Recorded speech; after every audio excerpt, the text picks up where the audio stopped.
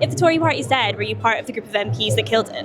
No, absolutely not. I didn't remove Boris Johnson. I've supported him right till the very end. Have you heard from Boris Johnson since your defection? Of course I do. He's a good friend. What's he said about it? Oh, well, that's between me and Boris Johnson. Does he think it's dead too, Nadine? That was me, 2 weeks ago at Reform's party conference, chasing Nadine Dorries through the main turquoise blue hall, much to the chagrin of her burly security guards. At that point, Dorries was the latest high-profile Conservative to defect to Reform UK. But earlier this week, Danny Krueger, then Shadow Work and Pensions Minister and MP for East Wiltshire, became the first sitting MP since the general election to join the party.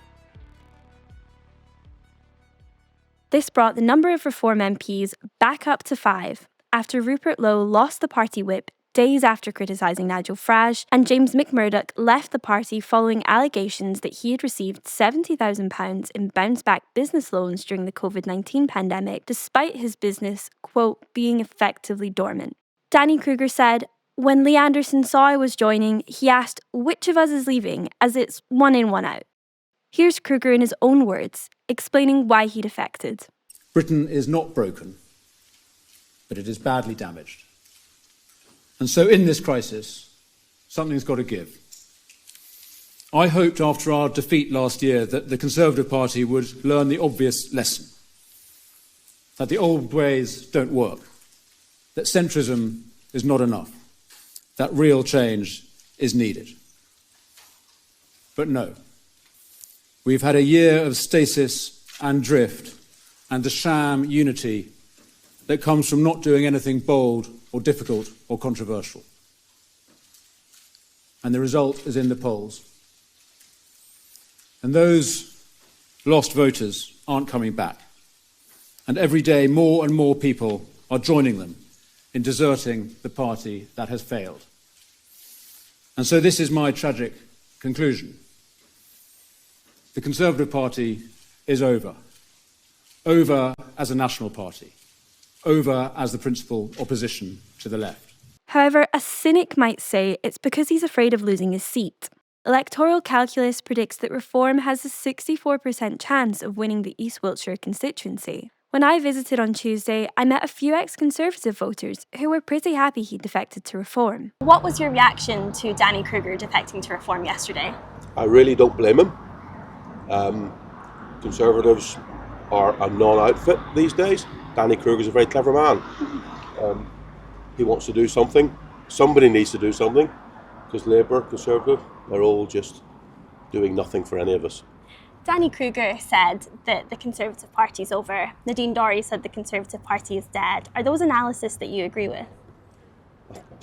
I do, and I'm a lifelong Tory. Yeah. We're lifelong Tories, yeah. But others weren't quite so chipper. What was your reaction to Danny Krueger defecting to Reform yesterday? Absolute horror. Why is that? Because I don't want a Reform MP in my constituency. Some people are saying there should be a by-election. Is that something you'd agree with? I agree with it, but I think he would still get in. Not a huge surprise, because I think some of his political opinions lend himself to that persuasion. Pretty critical of the fact that there won't be a by-election, because really those who voted for him, which doesn't include me, but those who did vote for him voted for a Conservative MP and they now haven't got one. So I think that should be looked into. Very shocked and quite angry and a bit disappointed in him as well, I would say. Why is that? I think people voted for him to be a Conservative MP, which even if I don't agree with, I think he should at least uphold that and represent the people that are in his constituency. MPs Lee Anderson and Sarah Pochin, Mayor of Greater Lincolnshire Andrea Jenkyns, and Bookies' favourite for Reform's Mayor of London candidate Leila Cunningham, to name but a few, are all Tory defectors. But Kruger's defection is different. Previously critical of the funding of Reform's welfare spending plans, Kruger will lead the party's preparation for government. As a former shadow minister, a former advisor including as Boris Johnson's political secretary in Number 10, and an opposition leader's speechwriter, he's responsible for David Cameron's Hug a Hoodie speech. He's viewed by some as having a detailed knowledge of the operations of Whitehall and of a governing party, something the current set of Reform MPs are criticised for lacking, and something Nigel Farage has acknowledged himself. The one commodity we're very short of, and that's experience at government level. That is our biggest weakness. You could ask me lots of questions about policy and personnel and all the rest of it. But if you ask me, how are you going to do this? I can't really give you an answer because I haven't got anybody in the senior team that's ever been there before. But let's not over-egg it. He's never actually been in government. And all these Conservative defections might be a double-edged sword. Yes, you gain experience, but you're also tied to the last 14 years of Conservative government. In fact, when I spoke to Leila Cunningham at Reform Conference about Nadine Dorries' defection, she had this to say. I'm in two minds, really. I just don't think we should become rejected Tory parties members joining us. I don't know Nadine personally at all, so I don't know. I haven't given it much thought, to be honest. Are you concerned that if lots of Conservative parties just ended up joining Reform, that people wouldn't see it as a sort of fresh start in British right-wing politics? No, I think they'll always see it as a fresh side because Nigel is a very forward-thinking right-wing. I wouldn't even say he's right-wing, just common sense leader. And I know, and I hope that the party will only accept people who agree with what he says and the ethos of the party. However, the 19-year-old Reform leader of Warwickshire Council, George Finch, saw the benefits. You mentioned Nadine Dorries there. She said the Tory party was dead. Some people might say she's one of the people who killed it. Should you be welcoming her into the Reform Party? I think Reform is a party that it clearly states Britain is broken and Britain needs reform. Now, yes, some Conservatives that were a part of the government did take it down that route. But, we have to realise that they've given up hope on the party they've been with for 40 odd years. How big of a change is that? But they see one clear future. Nigel being Prime Minister and changing back to the way it used to be. That's why people like Nadine Dorries join and defect. Nadine Dorries was one of the pioneers of the Online Safety Bill, which is now the Online Safety Act, which Reform want to scrap. How does that fit into the Reform Party now she's a member? Well, I think she'll be able to give us some good insight on how to defeat it. Do you know what I mean? If she was the architect, she can maybe help us out to get rid of it. Calling freelancers, small and mid-sized business owners. Tide's Instant Saver account offers up to 4% AER variable, flexible access and competitive returns. Unlike other options on the market, you won't need to hold your money with Tide for a fixed period.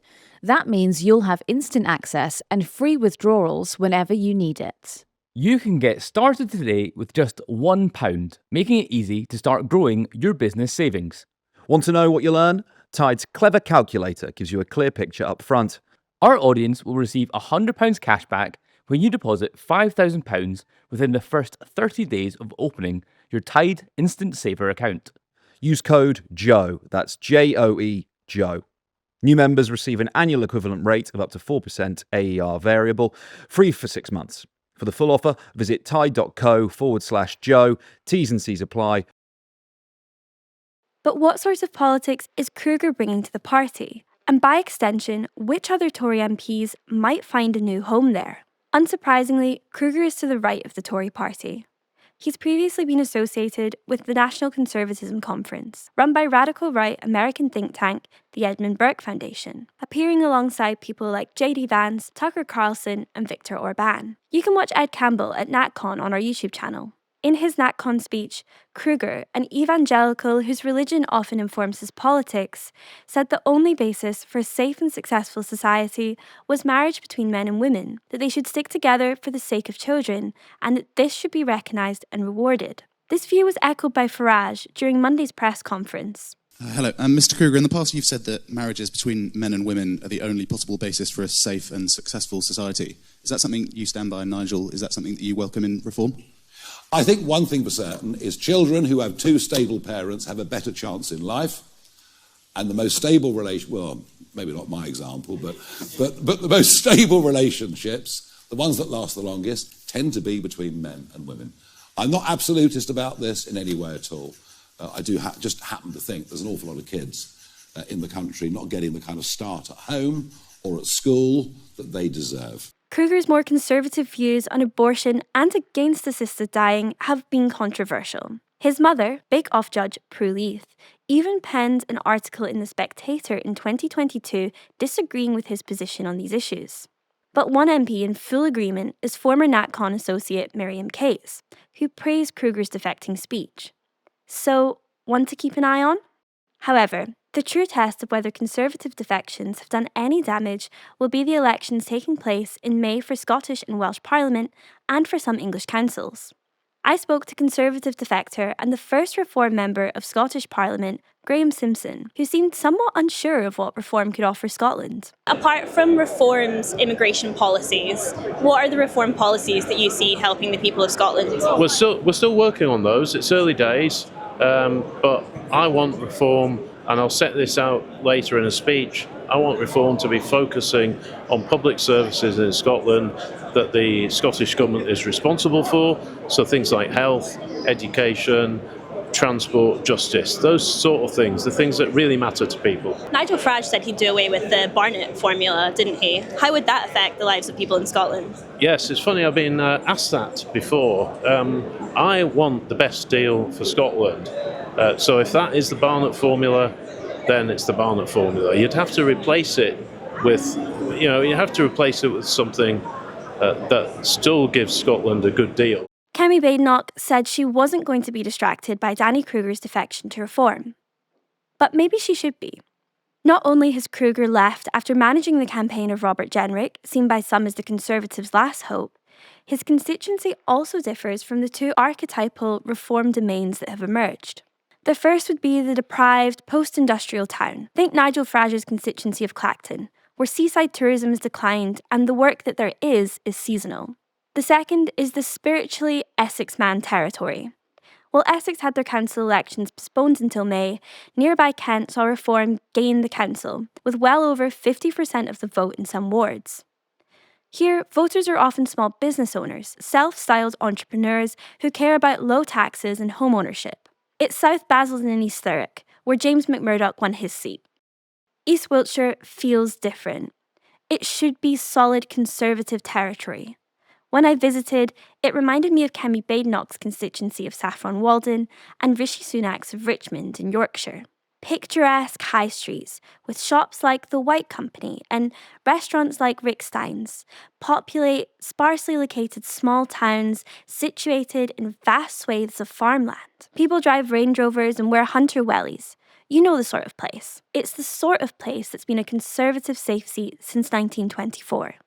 And that should worry Kemi Badenoch. Current MPs like Suella Braverman, who recently delivered a paper on leaving the ECHR with Reform's Richard Tice, have also been on defection watch. Suella denies this is her plan. At Reform Conference, former MP and flop reality show star Jacob Rees-Mogg said he would advise Farage on how to govern his constituency. Well, I spotted Jonathan Gullis, who's previously spoke of being unable to get a job after being ousted at the general election. Perhaps they might like a seat again. Either way, it now no longer seems a question of if there will be more Tory defections, but simply of when. Thanks to Tide and their instant savings account for sponsoring this week's podcast. New members receive an annual equivalent rate of up to 4% AER variable. Our audience will receive £100 cash back when you deposit £5,000 within the first 30 days of opening your Tide Instant Saver account. Use code JOE. For the full offer, visit tide.co/Joe. T's and C's apply.